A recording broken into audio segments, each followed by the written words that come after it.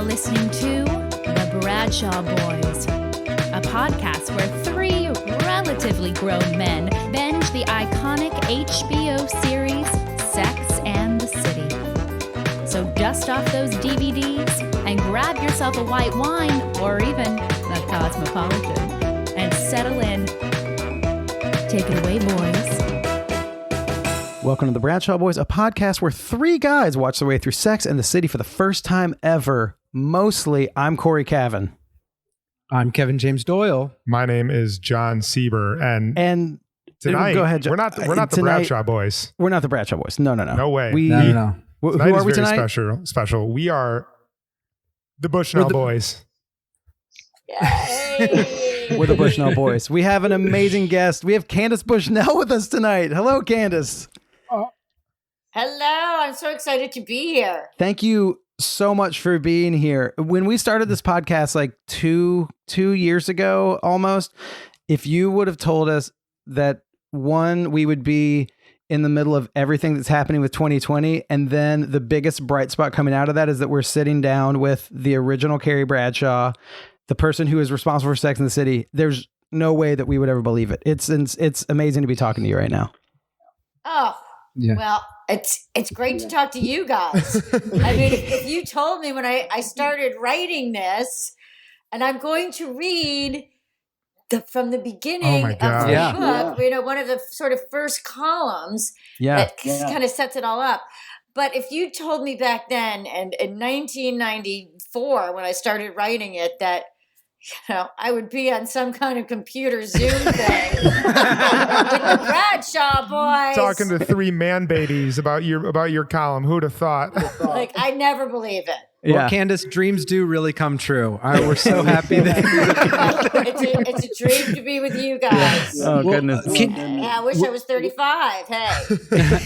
What is it like to have an idea, just start writing something, put it into the world, and then it become a global phenomenon? I feel like there's very few people that know what it's like to be in your shoes, that there was just a thought in your brain, and now it's like a worldwide iconic thing that is a part of so many people's lives.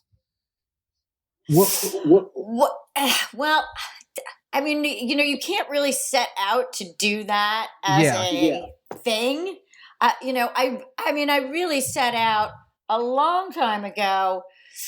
I mean, really, when I was a kid, I really noticed sexism, and I was like hyper aware of sexism and, the relationships between men and women. And it always seemed very false to me. And it was something that I felt like I needed to do something about it. And, and also being a writer was something that I knew I wanted to do when I was 8 years old. So it was something that just combined. And I moved to New York when I was 19 and I started writing. And I was writing about people in New York. And essentially, in a way, that's really what Sex and the City is about. It's about New York City and this amazing place where people come to make it. Like, nobody says, I'm going to the city to fail. Right. It's not this, Right. It's not the human story, in a sense. People go to big cities to make it. And I was one of those people. And so it creates a certain kind of atmosphere where, everybody is ambitious. And so it was really a, social and societal observation about people. And it was something that I started doing it. I mean, really, when I came to New York and I was 19, because it was such an interesting place. And and then I wrote for women's magazines, and I, wrote a lot about men. And so what I'm getting to is that Sex and the City was actually something that, in a sense, I started doing a long time before. And then, coming to New York, you pay your dues, and then you finally pay your dues, and then you make it. So for me, it's I mean, you can't sit down and say, oh, I'm going to come up with this idea. I mean, it's really about being an artist and like working on your voice for years and years and years and refining it. And then honestly, it comes together and it resonates. But it's like I was already doing it for years before that. Well, we were talking earlier just about like through like I told you before we started recording, I've been reading back through Sex and the City, the book, this week, and we were talking about like your story, and there's a whole thing where they say and every overnight success is 10 years in the making, and like you worked for like I don't know, like 12, 14 years before you started writing the column Sex and the City. I think it was around that. And that is really like, that is such a New York story. Totally. It's like you said, you come to New York and you just keep trying and, you kind of get close, but you also see a lot about life. You see, you have idols and you meet some of them, and some of them you feel are like, oh God, that's really corrupt. I don't want to be, successful like that person. Name names. Well,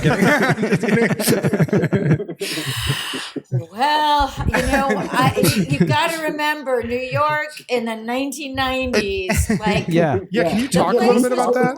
With people like Harvey Weinstein. This is interesting. So, like, we were talking about this earlier, and I feel like the show really sets up this world a lot, which is based on what you set up in the book, which is that I was telling Jon. The New York that you talk about in the book, where you're like, well, everybody knew this one guy and no one would marry this dude. And you're like, or I had to go. There's a part where you talk about going to a dinner with Karl Lagerfeld before you go to some new sex club. And you're like, I went with my friend, but I had to go to this dinner. And the New York you talk about it's like a small world of glitz and glamour and everyone knows everyone. And we were saying how New York is kind of like that now, but it's also different because there's a lot of pockets of people, and because of technology and Instagram and everything, it's so different. So what was your New York like? Well, I mean, I think, one thing that's different, because I think about this quite a bit, is, New York, it literally was like theater. Going out was like theater. And, things happened in real life, not on a screen.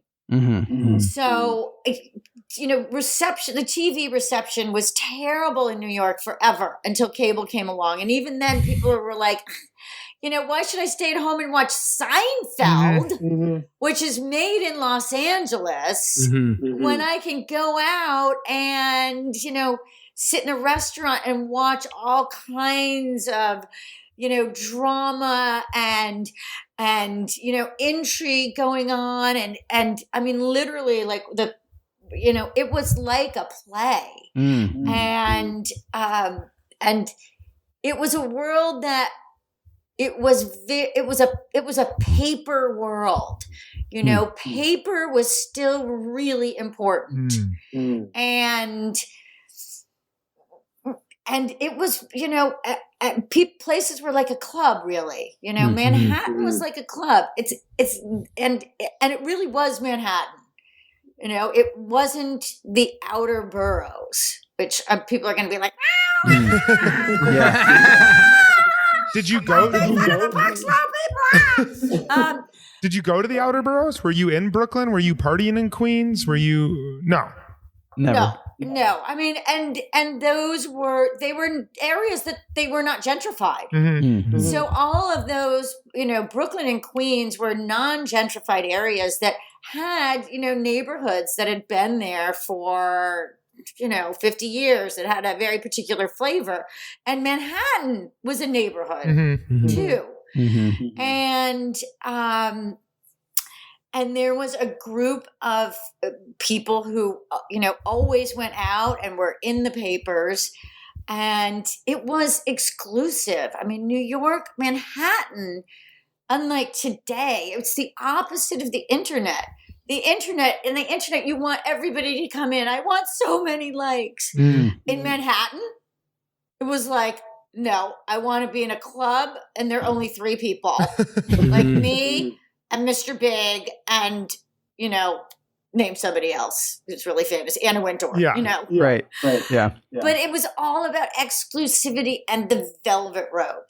That's so interesting. Wow. Were you riding the subway? The TV show gets flack because there's not much subway riding. Were you taking the subway around, or were you exclusively in cabs in Mr. Big's car?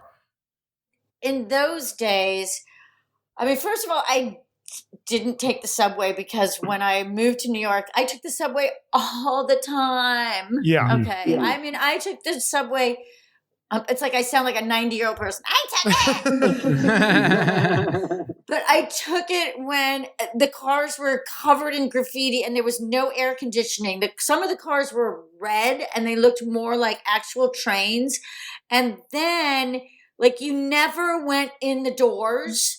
You always, when the car stopped, there was a chain in between the cars. Yeah. You lifted up the chain. This is what I did. And then I got on in between the cars, and then I would ride in between the cars. Were you in the Warriors? Were you in the gang from Staten Island? Or from Coney Island?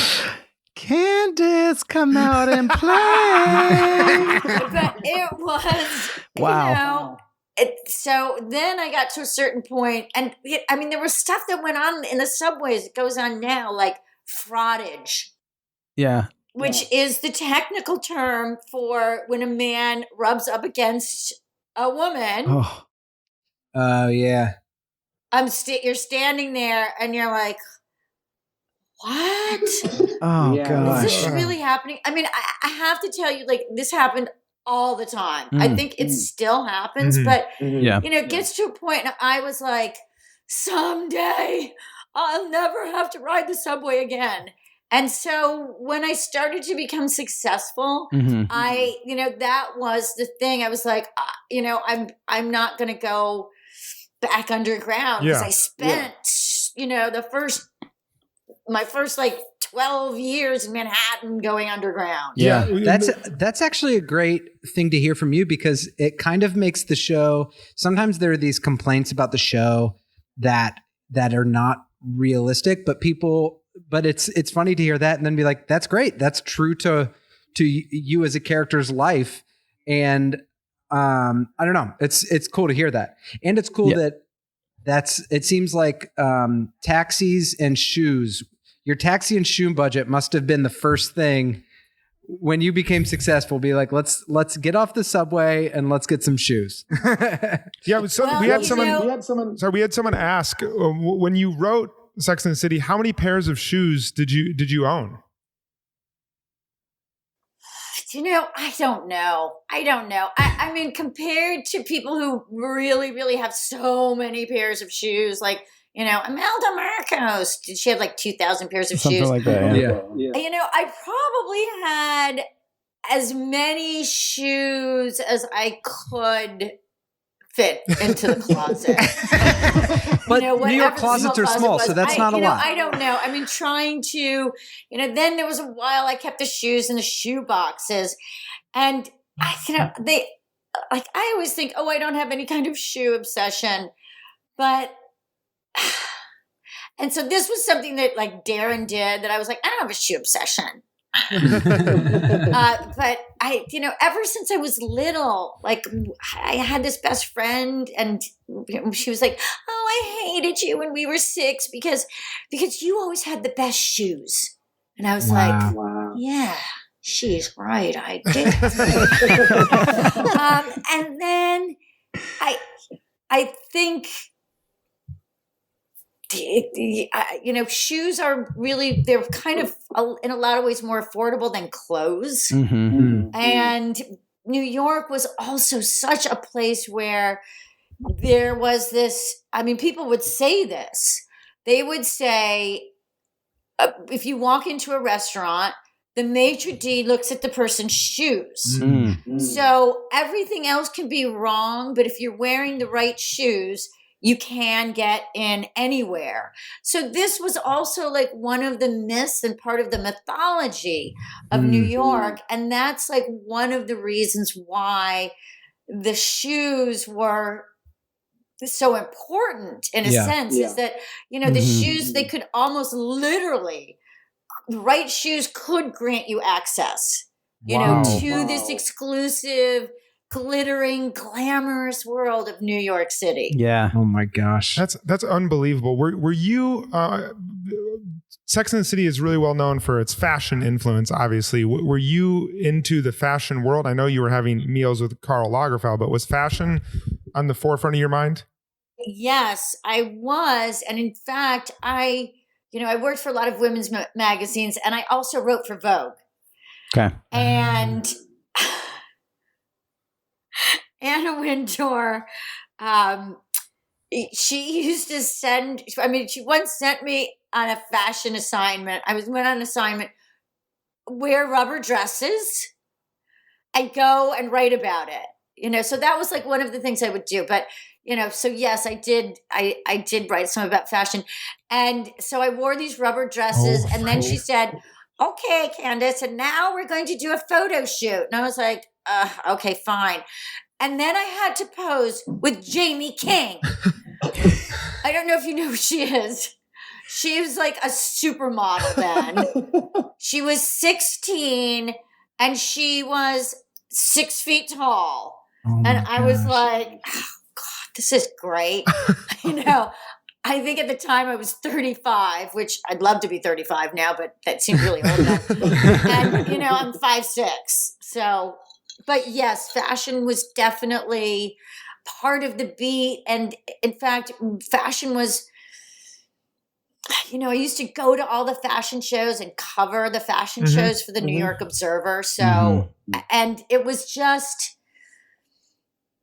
at that time in the 90s, there was a change in fashion. Whereas, before, designer fashion was super, super expensive and it was really mostly worn by trophy wives. And, so designer fashion was really only affordable to women who had very rich husbands. But in the 90s, as I like to say, there were like more career women who had their own money who were buying designer, and they were buying the Dolce and Gabbana and the Gucci and the Tom Ford. And in fact, I think it was like the first or second episode, I can't remember, Michael Patrick King was writing it, and he had them going to Bloomingdale's.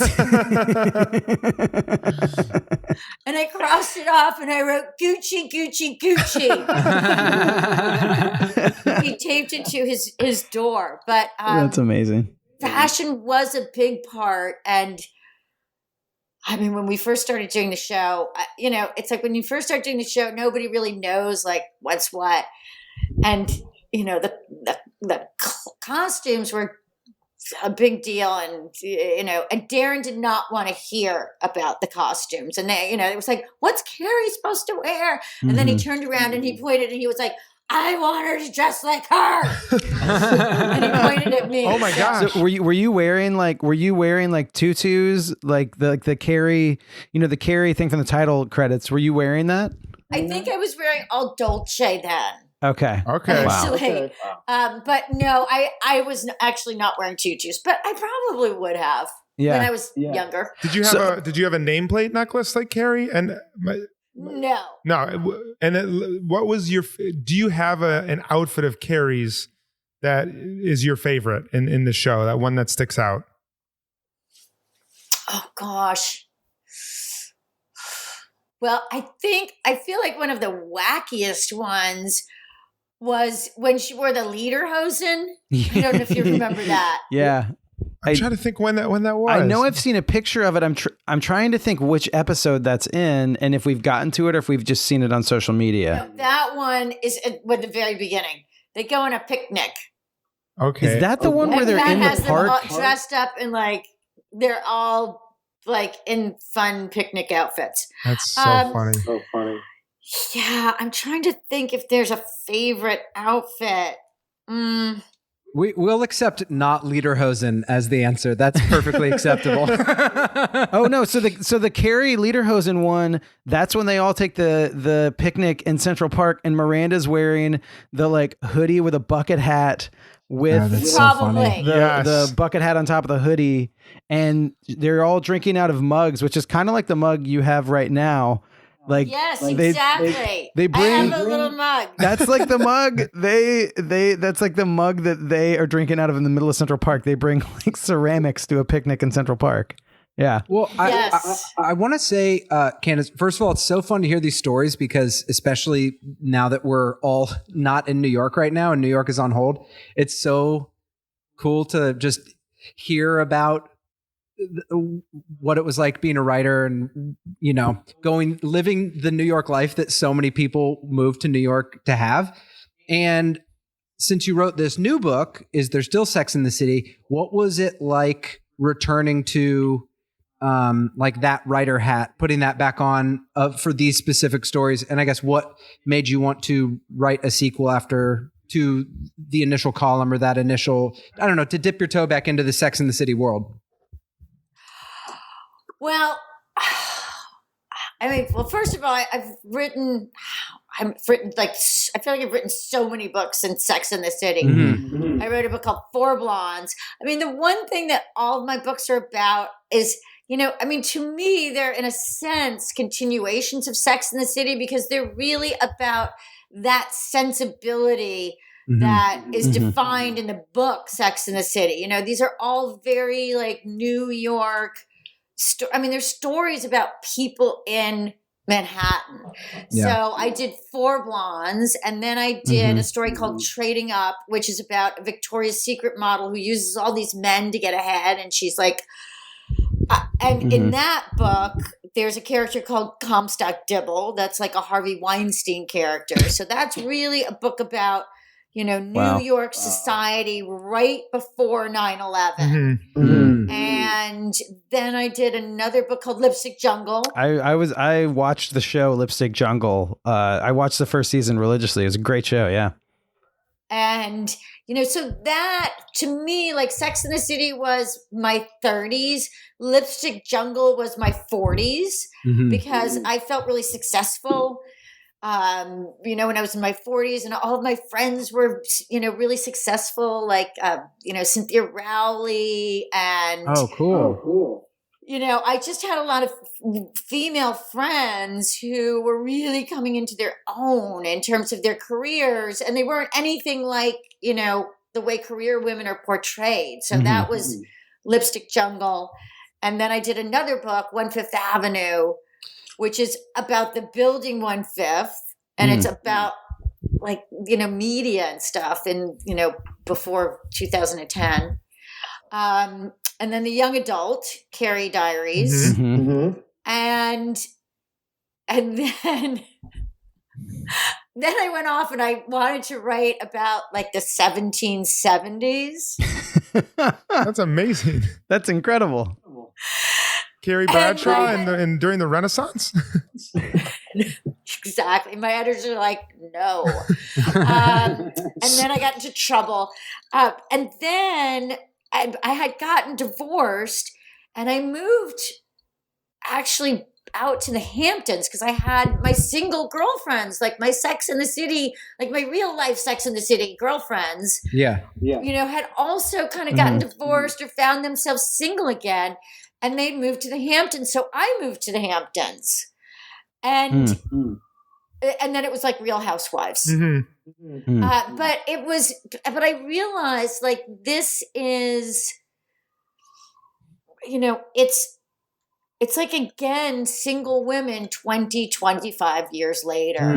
It's like you went through the whole kind of relationship life cycle. You know, you're single, you're Sex in the City, and then you're married and it's working out, and you're Lipstick Jungle, and then it doesn't work out. And then it's like, is there still Sex in the City? Yeah. Interesting. But you're in your 50s. Right. I think one thing that is really cool that we've noticed through the show, and this is why it's interesting to be, you know, three guys who are watching this, and it's such a different purview that we have, but in your personal story and in the show Sex in the City, you were a woman in your 30s who was choosing to say like, I'm you know, I have this career, I'm writing for Vogue, I'm going out and all these things. And even through everything you just said now, Like no matter what your life is defining you as, you're able to be an independent voice of a woman saying like, this is what I'm doing now and telling that story. And that's one thing that we think is really cool about the show is that all the other shows on TV, and then probably at the time you were writing the column, there weren't things on TV that were women in their 30s that were choosing career, that were living in New York, that were going out to these places. And it kind of sounds like your new book is revisiting that in the place that you're at with you and your friends in your life now, which is cool that it's just keeping that thread going. It is. And but I have to tell you, I hadn't like written any stories like the stories in Is There Still Sex in the City really since Sex in the City. Revisited some things like The Bicycle Boys. But, I found all kinds of really interesting, like I went on Tinder. Oh, wow. And that was fascinating. And I would say you got to read the book. Because I was so interested because the difference between like what the men said in Sex in the City and what they said in Is There Still Sex in the City there's definitely a gap. Like in Sex in the City 25 years ago, the men they still kind of believed in love. They really, it was complicated for them. And some of them thought like, no, I won't because it's too cynical, but they still really kind of believed in it. And then, the younger guys of today, like they're on Tinder, this and that. It's like, one of the things that's so interesting is how much men criticized other men for being, on Tinder. And also the stories of like the things that men did. I was kind of shocked. Actually, can you give us an example? Bad experiences. Yeah, I think. You guys are like, you're quiet. You're like, yeah, we suck. No. You know what's funny though is go ahead, Kevin. I'll say this and this is I experienced life before Tinder, and I literally remember when my roommate said like, dude, check this thing out. And it had been out for like a week. And I just remember being like, that is the scariest thing I've ever seen. Like seeing it work. And then the first time I went on a Tinder date and I was just like, feels so crazy.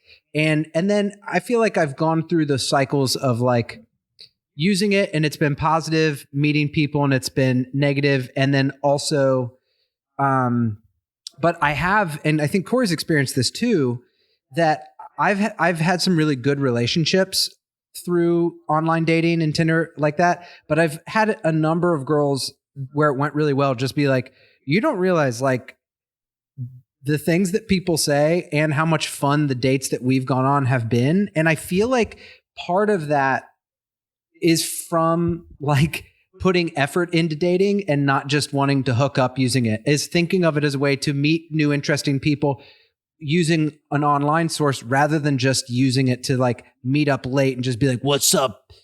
Like, let's hook up. Like I've never done that. And it's almost just a tool to date the way that people used to date to meet interesting people. But that's not how a lot of people use it. Right. Yeah. Well, you know what? I mean, my feeling about it is, if you have a good personality and, you're somewhat balanced and you're a reasonable person, you can make any of these things work for you. Yeah. But if you are a little like, I think it can be, I think it can be difficult. It's very hard to judge people from a photograph. Oh yeah. Take some of that like beautiful mystery out of like this. We talk a lot about what it would be like to watch the show now with online dating. Oh my gosh. It's like, it automatically takes out some of the fun mystery storytelling of like the way people meet and the way people court and the way people flirt, Exactly. Yeah. Well, speaking of some of the stories that you had talked about, and you had mentioned to us that you wanted to read a few things from the original book. Could we do that right now and have you read a few things? We can. I'm going to read a little bit. Oh, my gosh. Cool. We're so excited about this. Yeah. Love at the Bowery Bar. It's Friday night at the Bowery Bar. It's snowing outside and buzzing inside. There's the actress from Los Angeles looking delightfully out of place in her vinyl gray jacket and miniskirt with her gold medallioned, two-tanned escort. And there's the actor, singer, and party boy, Donovan Leitch. Do you guys remember him? He's season 1, right? He's a real person. I love this. He's season real life. Season real life. It's real life. Donovan Leitch in a green down jacket and a fuzzy beige hat with ear flaps. There's Francis Ford Coppola at a table with his wife. There's an empty chair at Francis Ford Coppola's table. It's not just empty. It's alluringly, temptingly, tauntingly, provocatively empty. It's so empty that it's more full than any other chair in the place. And then, just when the chair's emptiness threatens to cause a scene, Donovan Leitch sits down for a chat. Everyone in the room is immediately jealous, pissed off.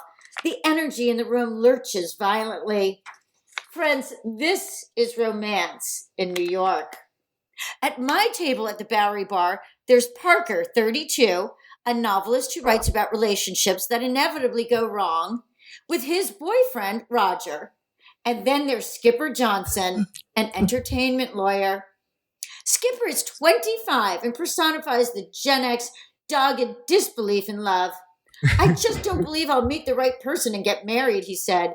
Relationships are too intense. If you believe in love, you're setting yourself up to be disappointed. You just can't trust anyone. People are so corrupted these days. But it's the one ray of hope, Parker protested. You hope it will save you from cynicism. Skipper was having none of it. The world is more fucked up now than it was 25 years ago. I feel pissed off to be born in this generation when all these things are happening to me. Money, AIDS, and relationships, they're all connected. Most people my age don't believe they'll have a secure job. When you're afraid of the financial future, you don't want to make a commitment. Wow. I understood his cynicism. Recently, I'd found myself saying I didn't want a relationship because, at the end, unless you happened to get married, you were left with nothing. Skipper took a gulp of his drink. I have no alternatives, he screamed. I wouldn't be in shallow relationships, so I do nothing. I have no sex and no romance. Who needs it? Who needs all these potential problems like disease and pregnancy? I have no problems. No fear of disease, psychopaths, or stalkers. Why not just be with your friends and have real conversations and a good time? Barkley, 25, was an artist. Barkley and my friend Carrie had been seeing each other for 8 days, which meant that they would go places and kiss and look into each other's eyes, and it was sweet. With all the 35-year-olds we knew up to their cuffs and polished cynicism, Carrie had thought she might try dating a younger man, one who had not been in New York long enough to become calcified. Barkley, this was one of the modelizers. Yeah, Barkley. Yeah. Told Carrie he was romantic because I feel it.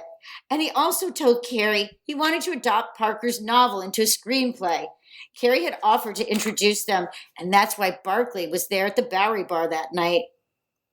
But when Barkley showed up, he and Carrie looked at each other and felt nothing. Perhaps because he had sensed the inevitable, Barkley had brought along a date. A strange young girl with glitter on her face. Nevertheless, when Barkley sat down, he said, I totally believe in love. I would be so depressed if I didn't believe in love. People are halves. Love makes everything more meaningful. And then, number 3, The Bachelor of Coco Pazzo. This is about Capote Duncan. Oh my gosh. Wait, can we just say before you read this, can you just say that we watched the pilot And we thought Capote Duncan was going to be like this main character. So our very first episode of doing this podcast, we talked about Capote Duncan like 20 minutes long. And our listeners, they still yell at us because we bring him up. We're like, Capote Duncan is Mr. Big to our trio right here. Okay. He's our Mr. Big. So the more info on Capote Duncan, the better. Yeah. See, I actually thought Capote Duncan is based on this guy I know. And this description of him is real. Like, this guy was basically the hottest guy, one of the hottest guys in New York. Oh, I love it. Like, you guys. Oh my gosh. Yeah. He was like, media, super smart guy. Yeah. Not a hedge fund guy. Oh, I love finding out that you describing him makes me love the real Capote Duncan even more. Yeah. Yes. But I don't know if you'll like him after this. I'm going to read great. this. All right, go for it. Okay, years ago, when my friend Capote Duncan was one of the most eligible bachelors in New York, he dated every woman in town. Back then, we were still romantic enough to believe that some woman could get him. He's got to fall in love someday, we thought. Everyone has to fall in love. And when he does, it will be with a woman who's beautiful and smart and successful. But then he went out with those beautiful and smart and successful women, and they came and went. And he still hadn't fallen in love. Well, we were wrong. Today, Capote Duncan sits at Coco Pozzo and says he's ungettable. He doesn't want a relationship, doesn't even want to try, isn't interested in the romantic commitment, doesn't want to hear about the neurosis in somebody else's head. And he tells women that he'll be their friend and that they can have sex with him, but that's all there is, and that's all there's ever going to be. And it's fine with him. It doesn't even make him sad anymore the way it used to.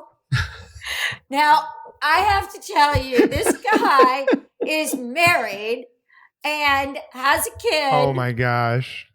And I'm friends with his wife. And I actually did. This is the thing about New York. That, there were like powerful characters, people who would just be like, what makes that person tick? Yeah. And this guy is one of those guys. And I actually put him in other books, but I gave him a different name. Oh my gosh. So I thought that he was going to be like one of the leads. Yeah. But here's what happens. This is what happens in TV. You can't plan that. So what happens is, like, a lot of it is, in a sense, it's almost kind of casting. So the guy who played Capote Duncan, I can't remember.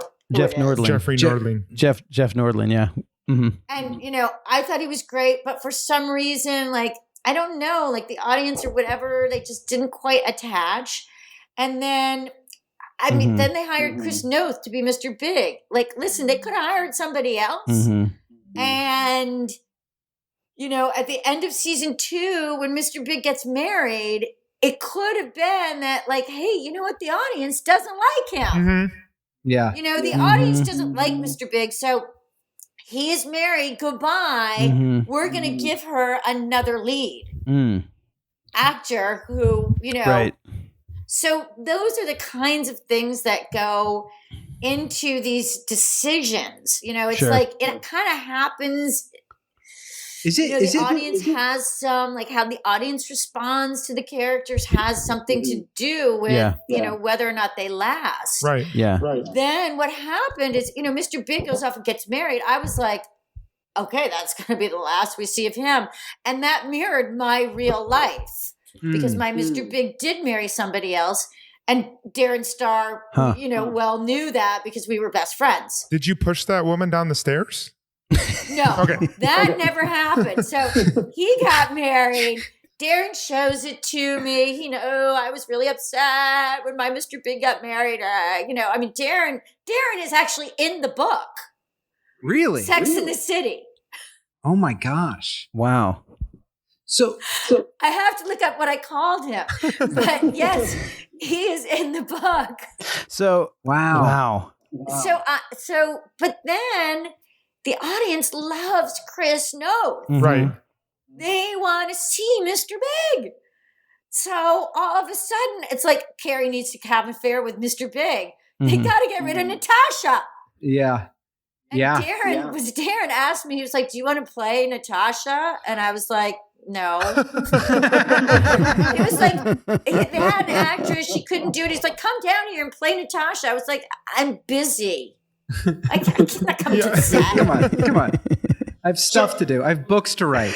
Yeah, exactly. It's Well, I so guess funny that- though. Oh, go ahead, Sorry, John. go ahead. I guess that I was begs an important question. Are you team Big or team Aiden for Carrie? You know what? I'm never going to be Team Aiden. Okay. I mean, I can't for a variety of reasons, but one of the reasons is that my mother hated Aiden Really? In the TV show? on the TV show. That's amazing.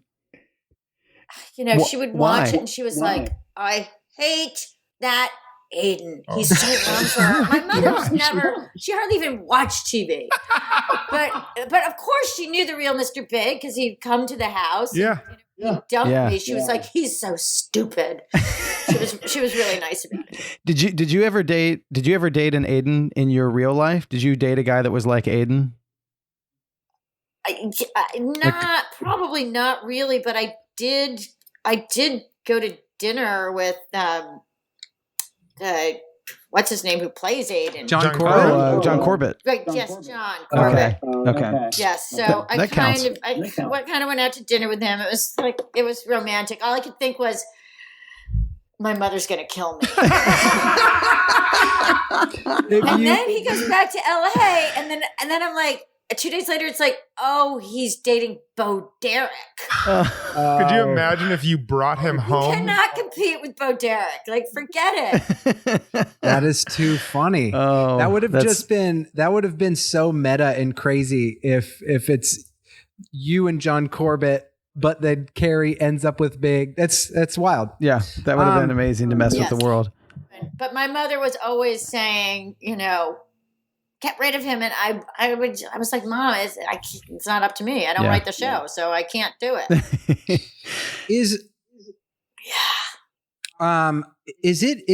What is it like as a writer when all of a sudden you don't have control of this thing anymore? You create this thing and then we're asking you all these questions and the world has all these opinions, but really what's it like to have your life, even your mom read this stuff and then the show? Like, do you have to have a certain amount of like live and let live, like it's out of my hands now, or what's that like? It's really, I mean, at the end of the day, this stuff it's a business, Mhm. I mean, it's a business, and that's one of the things that you figure out pretty quickly. Yeah. And the other, it's also a nasty business. I mean, there's no way around it. TV is a nasty business. They are trying to fuck you over before you're even out the door of their office. I mean, it's a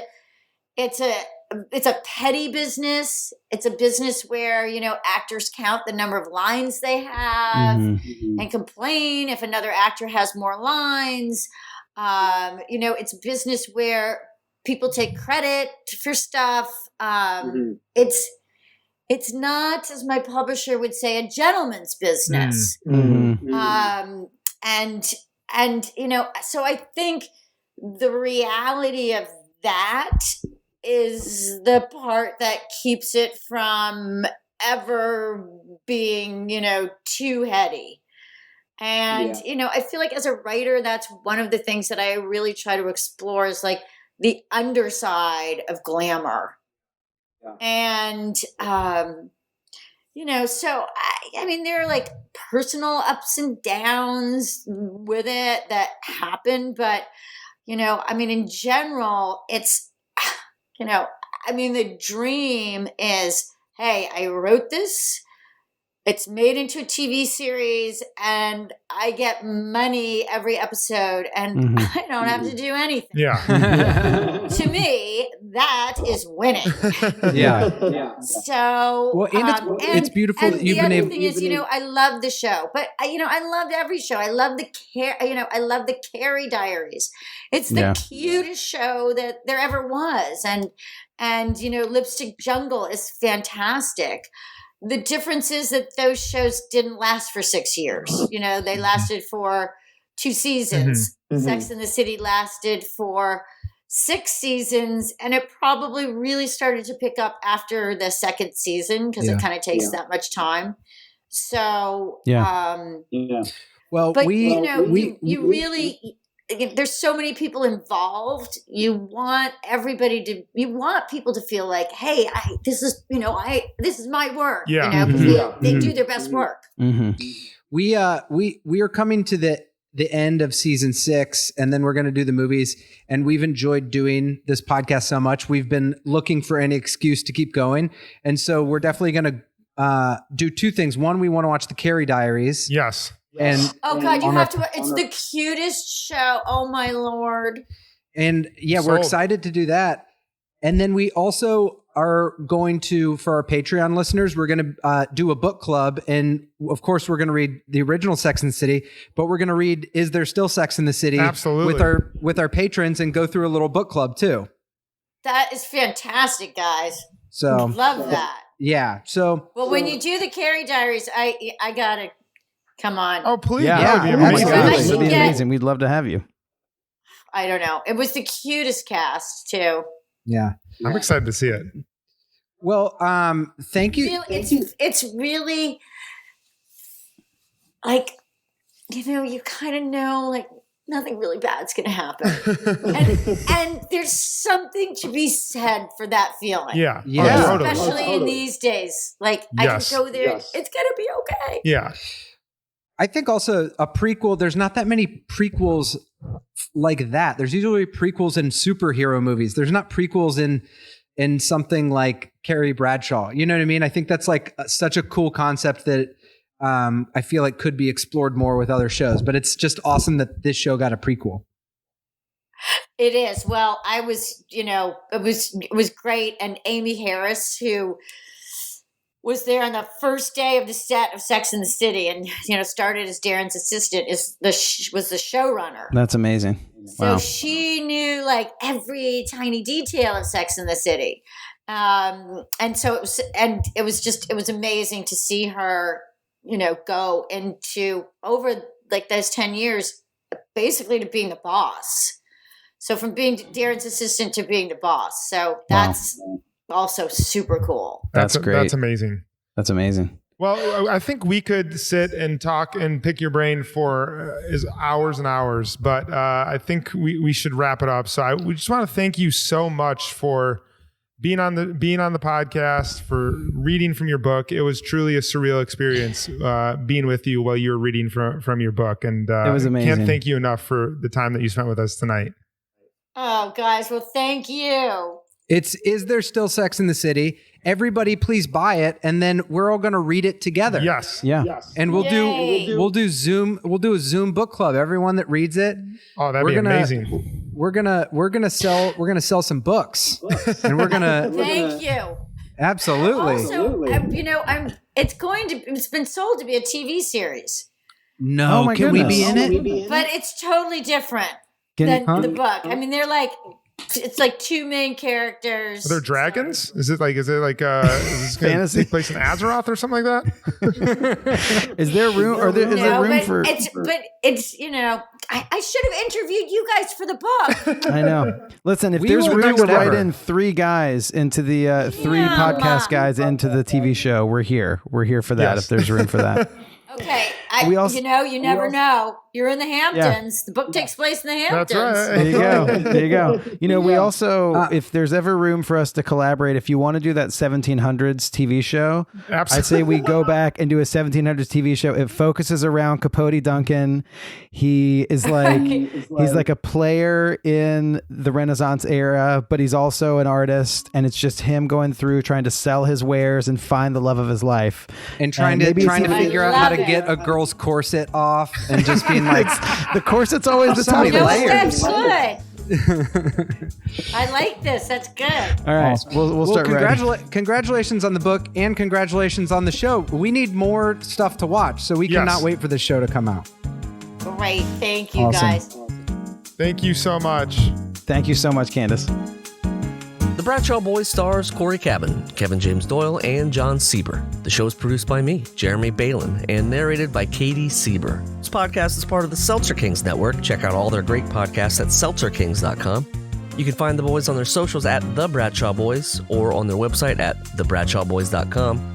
And as always, if you see them in the street, tip your glass. Thanks for listening.